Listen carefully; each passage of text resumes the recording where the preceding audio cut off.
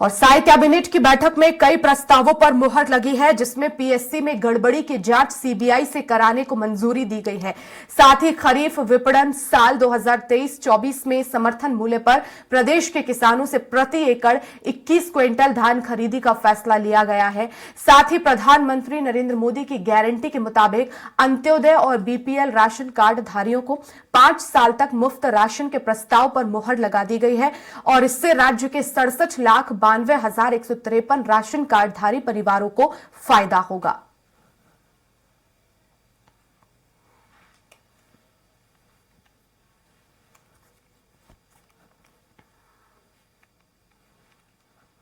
लोक सेवा आयोग की परीक्षा में अनियमितता की अनेक शिकायतें प्राप्त हुई और जैसा हमने वायदा किया था कि हम उसकी उच्च स्तरीय जांच कराएंगे, तो आज हमारी सरकार ने 2021 की पीएससी की अनियमितताओं की जांच के लिए मामले को केंद्रीय अन्वेषण ब्यूरो सीबीआई को सौंपने का निर्णय किया है।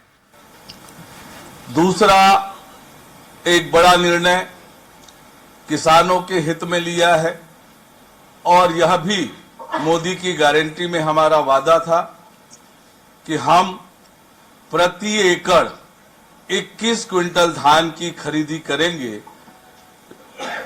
लिंकिंग सहित।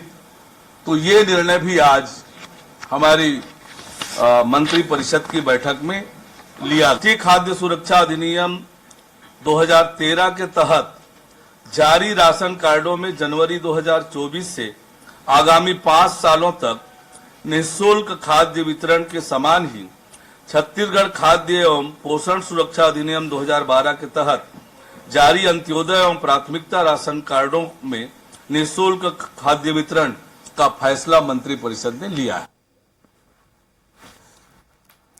कांग्रेस के प्रदेश प्रवक्ता धनंजय सिंह ठाकुर ने कहा कि मुख्यमंत्री विष्णुदेव साय की कैबिनेट की पहली बैठक निरर्थक रही। मोदी की गारंटी पर फैसला होने का प्रदेश की जनता इंतजार कर रही थी, उनके हाथों में निराशा ही आई है। किसान धान की कीमत 3100 रुपए क्विंटल, महिलाएं 1000 रुपए महीना, 500 रुपए में रसोई गैस के सिलेंडर, युवा 1 लाख सरकारी नौकरी के अवसर और मजदूर 10,000 रुपए सालाना मिलने पर फैसला होने का इंतजार कर रहे थे। लेकिन हमेशा की तरह ही बीजेपी की सरकार ने जनता के साथ धोखा और छल किया है।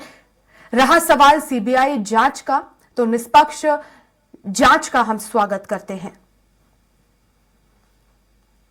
श्री विष्णुदेव साय जी की पहली कैबिनेट की बैठक निरर्थक रहा है। प्रदेश की जनता मोदी की गारंटी लागू होने का इंतजार कर रहे थे।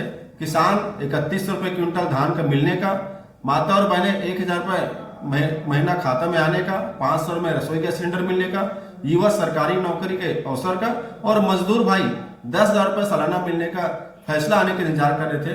लेकिन के हाथ में निराशा ही लगी है और हमेशा की तरह भारतीय जनता पार्टी ने प्रोपगंडा करने के लिए जो सीबीआई छत्तीसगढ़ में बैन थी उसे प्रतिबंध मुक्त करके जो पीएससी के मामले हैं उसकी जांच की बात कर रही है।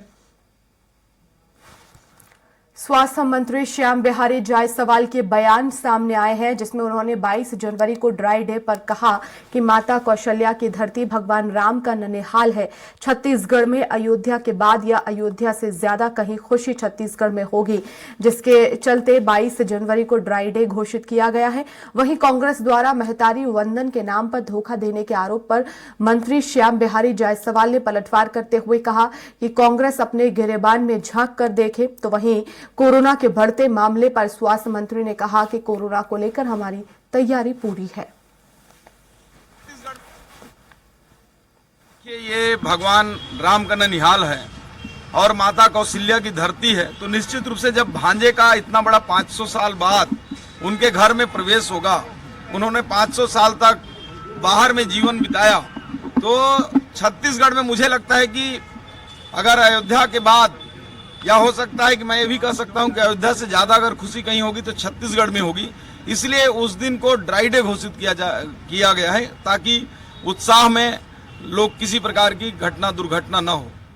कैबिनेट का विषय एक रूटीन विषय होता है और सभी विभागों के अभी नए मंत्रिमंडल का गठन हुआ है, सभी विभागों से और छत्तीसगढ़ के जो जनहित के लिए अच्छा होगा वो बड़े फैसले जो भी सामने आएंगे उस पर चर्चा कर लिए जाएंगे। देखिए, ये भगवान राम का ननिहाल है और माता कौशल्या की धरती है, तो निश्चित रूप से जब भांजे का इतना बड़ा 500 साल बाद उनके घर में प्रवेश होगा, उन्होंने 500 साल तक बाहर में जीवन बिताया, तो छत्तीसगढ़ में मुझे लगता है कि अगर अयोध्या के बाद, या हो सकता है कि मैं ये भी कह सकता हूं कि अयोध्या से ज्यादा अगर खुशी कहीं होगी तो छत्तीसगढ़ में होगी। इसलिए उस दिन को ड्राई डे घोषित किया गया है ताकि उत्साह में लोग किसी प्रकार की दुर्घटना न हो।